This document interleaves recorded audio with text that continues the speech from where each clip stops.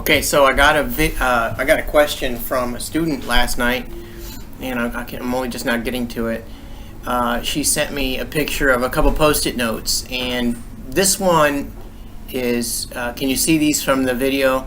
This is from. It looks like video 13.1, YouTube. I think the YT stands for YouTube, and so she asked this question here. Okay, and so 13.2. There was a question here. 13.3 and 13.4. I'd like to answer all these in one video, and hopefully I can do it relatively briefly. So I've set up a whiteboard for this question here. The question is, should this structure, I guess, is in this video, and it says, should this be 2R to specify? Gotcha. So I'm going to answer this a couple different ways.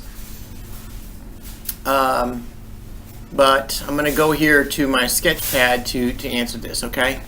So let's first of all get rid of this one, bring this one up. Okay, so I got to answer this slowly because there's a lot to do here. I typically have to take a minute to get my head into it. So first of all, I'm going to name it, all right? So the longest continuous carbon chain with the principal functional group in it. Let me go to black. Let me go to a little bit thicker marker here, okay? Is here, okay? Right?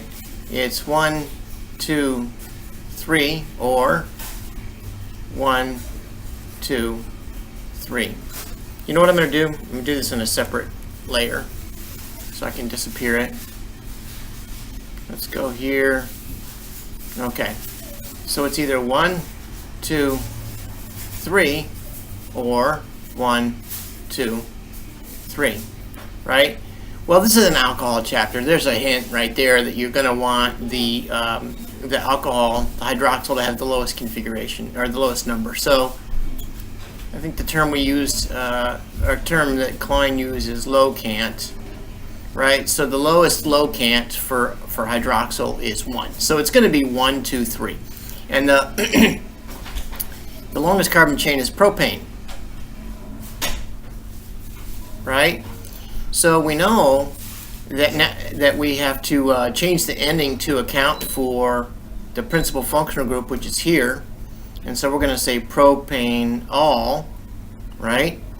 And you might say 1-propanol, okay? So we've taken care of that. Now we have to name the substituents, and the substituents are chloro and phenyl, right? Because that's a phenyl group, and that's a chloro group, right? This is getting a little bit busy, isn't it? So let's name the locants for these. If we're using this numbering system up here, where it's 1-propanol, this is going to be 2-chloro and 3-phenyl. Okay. So we have to now we got to put these in alphabetical order. Well, 1-propanol goes last because 1-propanol goes last. Oh, by the way, Klein also tells you that propan-1-ol is legit. Okay, so I don't remember what the student did. She did 1-propanol or propan-1-ol. They're both legit. So now that we've got that, we've got to take the substituents, which are here, and put them in alphabetical order. I can see C is before P in the alphabet.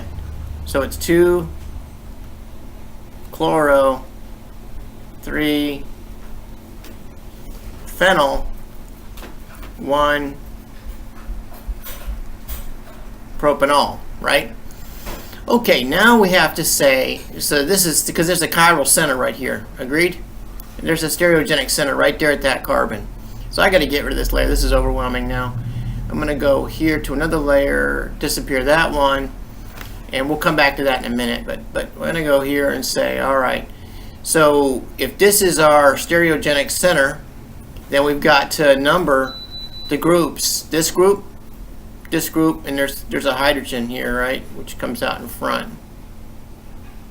Okay, so what I'm going to do, you know that if you're going to number these and you're going to assign them, clockwise or counterclockwise for R or S, the lowest priority group's got to be in the back. Well, the lowest priority group here is in the front. So what I'm going to do is I'm going to name it R. I'm going to name it as if it's in the back, and then I'm going to switch it at the last minute. All right. Alternatively, you could switch it at the beginning, right? But I'm not going to do that. I'm going to switch it at the end. So I'm going to put my answer here, and then I'm going to know it's really the opposite. Okay? And this, I'm making this note to remind myself I haven't switched it yet. Okay? So the highest priority group, chlorine is bigger than oxygen. You know what? Yeah, chlorine is bigger than oxygen, so chlorine has got a higher priority. 1. That's not, I'm sorry, there's a carbon here. And that's a carbon. So chlorine, carbon, and carbon. So that's definitely the bigger of the two.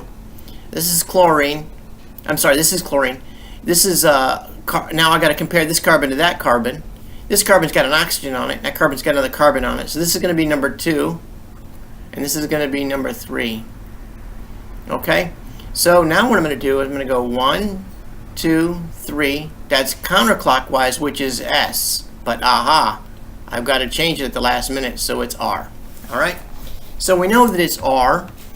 And I'm going to get rid of this now. Let me get rid of that layer. What layer am I on there? Come back to here. We know it's R. Okay? So student says, am I supposed to put 2R?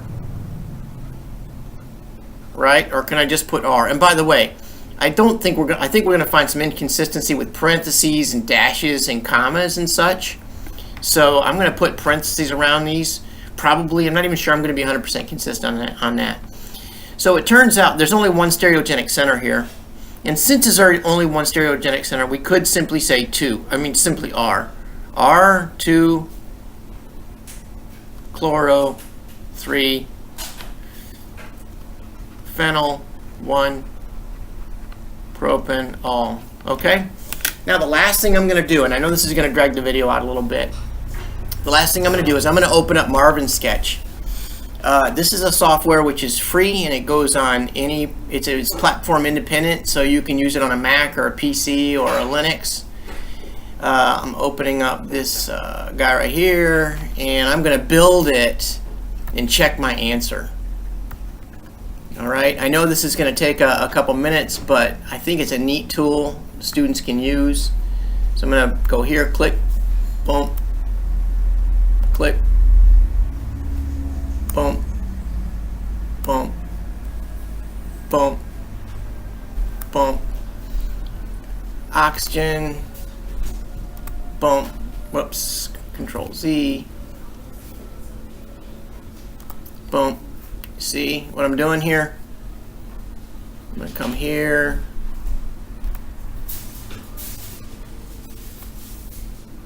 This will be embarrassing if I was way off, but okay, that's the structure, isn't it? Now I'm going to go to Insert. Oh, I forget how to do this. It's been a while. Name to structure. So it's Control-Shift-N. Watch this. Boom. 2R. Oh, look at that. Import. Oops. Okay. All right. Shift Control N, I think it was, right? 2R. Okay. So Marvin Sketch says put the 2 in front of it. I'm saying you don't need to. And what does Klein say? All right, that's a little unsatisfying. But do you see what I did there? Structure. How do I insert that name? Insert. How do I do that? All right, it's been a while since I've used this software, but either way, you got what I did here, right? I looked for something that says name structure. There you go, name to structure. Generate name. Preferred, okay. Okay, preferred IUPAC name. So yes, Marvin Sketch says put the 2R in front of it, and I did not put that probably in my, if I named it in the video, probably didn't do that, and I'm not going to. So you can use the 2 or not, doesn't matter. All right. So there's the answer there. The 2R is what we had first. I said you don't need to use it. Either are legit. And I forget how Marvin Sketch, if they put the propane 1 all there or not. I didn't even notice. Okay, so that's an excellent question. And it's going to go on to the next question. Okay, hopefully that's helpful. It's always a little bit disconcerting when you get a yes and no answer, but that's what we're going to do here. Okay, so back to question number 2. Okay, orbital's effect on acidity. All right, yeah. So I've got this set up here already. So the question is, how good of an acid are we dealing with? And this is a very important question because it's really going to help us with, gosh, I mean, we're going to use this acidity question over and over and over all semester, because it's going to give us a direct map to stability, right? And stability tells us what's going to happen, right? So here's how we're going to use acidity to help us understand stability in this context. So the question was, it was section 13.2. I think it was talking about the acidity of alcohols, perhaps. But I don't remember the exact context in the video of this. But we found that the pKa of this was 25. This was 40 or 45, right? And of the one I don't have drawn here,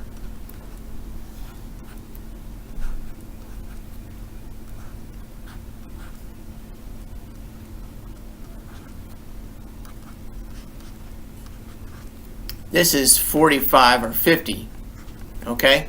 So these numbers, if they don't mean anything to you right now, pay real close attention to them, and they'll eventually mean something to you. Work with them enough.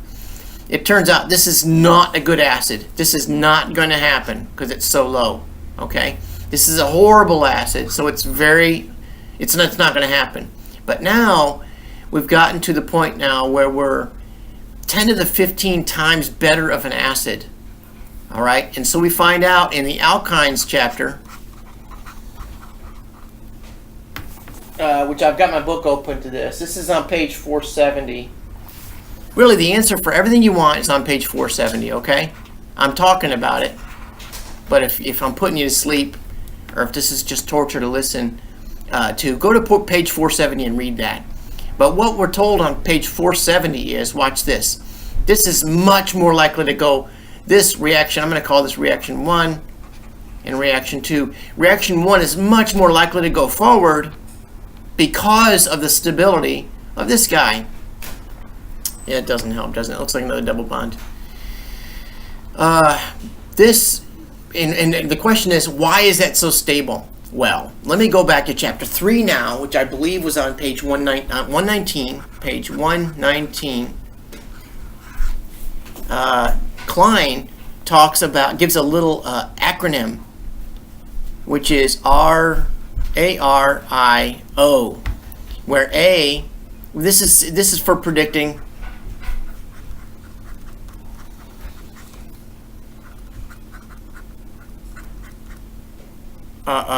acidity.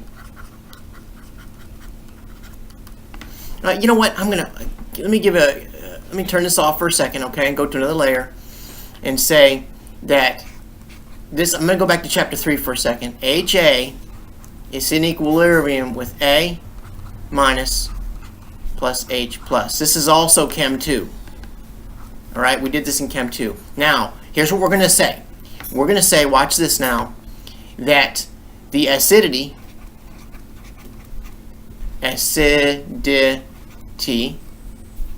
is the acidity of this is always, this is so important, this is goofy, I know, but watch this, always with a big exclamation point behind it, always related to the stability of the conjugate base. The acidity of a compound is always related to the stability of the conjugate base. That's a very cool thing, because we can look up the acidity of this and then know something about the stability of this. Okay? So Klein says, consider using ARIO, where this is going to help us predict the acidity of an atom, or rather of a compound. Okay? So A stands for the atom. In other words, CH and NH are going to have different acidities because these are different atoms. Okay? R stands for resonance. I'm not going to go back through that with you right now. It's in chapter 3. This is on page 119. Super valuable section. But we'll do it over and over and over again in class. So try to understand it the first time, and then the next times it'll just be you'll be running with me. So A for atom, R for resonance, I for induction. Okay? And these are by far the most common ones. And this, the last one's for orbital. All right? So now that we've got that, let's go back to this page here. Where were we? Yeah. Okay, so the question is, what orbital are these electrons in? And what orbital are these electrons in? These electrons are in an sp orbital, and these electrons are in what? If these are electrons in an sp molecular orbital, sp hybridized molecular orbital, what orbital are these electrons in? sp2, right? And what kind of orbital are these electrons in? Say it out loud. If you're watching this video, it'll help. Honestly, it'll help your learning if you say it out loud. What kind of orbital are these in? If these are in sp, these are in sp2, these are in sp3. Okay? So it turns out that if the electrons are in an sp orbital, they're much more stable than if they're in an sp2 orbital. All right? Why? Because of page 470. You can just memorize it. I'm telling you, if you know that, that's going to give you lots and lots of predictive power. Okay, glad you asked. Hopefully, there's a lot of stuff on here. All right, it's busy, I know, but hopefully that's helpful. All right, let's get rid of that now, and let's come back over here to the questions. All right, can you please explain why a stronger nucleophile shouldn't be used for SN1 reactions? Okay, so Klein says, I'm going to go with another. Klein says that, here's what we got for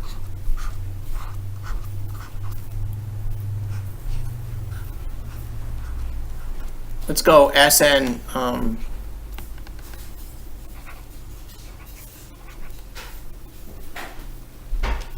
SN1, SN2. Klein says, oh, I wish I could force you to predict what's going to happen here, okay? For SN1, what's going to happen? I'm going to go to blue. The first thing that happens for SN1 is this, right? For SN2, it's this. Boom. Boom. Big deal. Take a picture of that, folks. It's very important. All right? If what you could see on the screen right there, if you could own that, then there's a lot of what we're going to do this semester and last semester that will be much more accessible to easy. I would say even easy, okay? Predictable. It's going to give you predictive power. What's going on here? Well, it turns out that SN2 is concerted. I'm going to go back to a different color. Let's go back to red. It's concerted. This is not.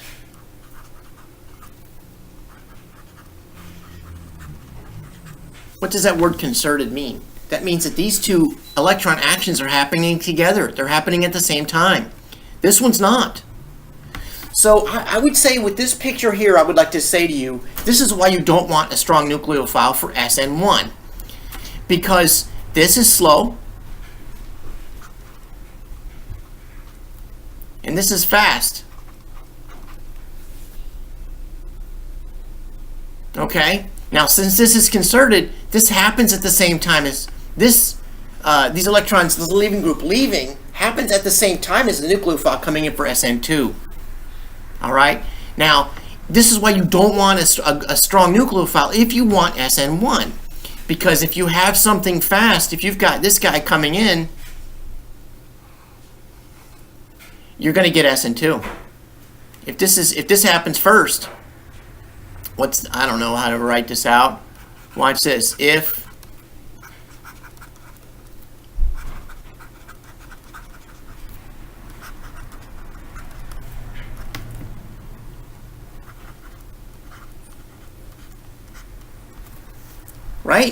if that happens first, and since the leaving is slow, you don't want this guy coming in first.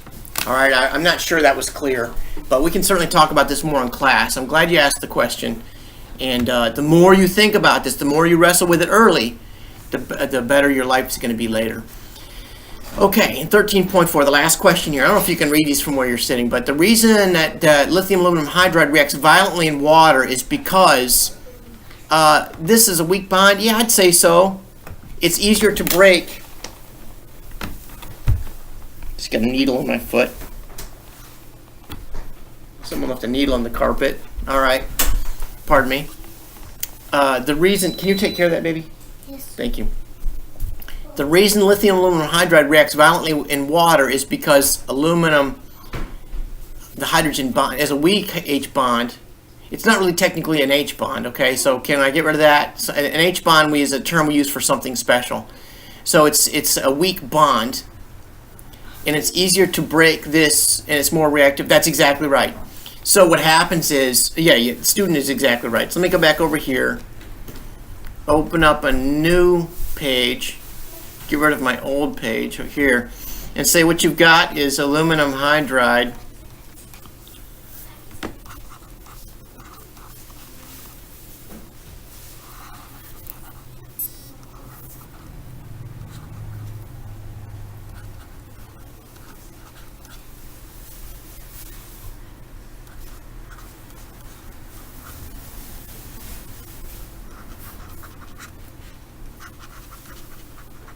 She already said it, okay? This is a very favorable reaction. It's so much so, this is going to bubble off. It's gas, right? It's going to bubble out of solution, and you've killed your product. So you have no more lithium aluminum hydride to react. You kill your lithium aluminum hydride when you have water in the presence of water, because it just bubbles off as gas. So she already said it. It was right the way she said it. I don't even know why I'm adding to this. I think she's good. So all right. Well, hope this is helpful. Please feel free to ask more questions. This is a great way for you to get extra support during the term when we're not in class together, right? So send the questions to me, and I will do my very best to answer them in some kind of a cogent fashion, adding page numbers from the book and such, so that you can get the support that you need. Okay, best wishes.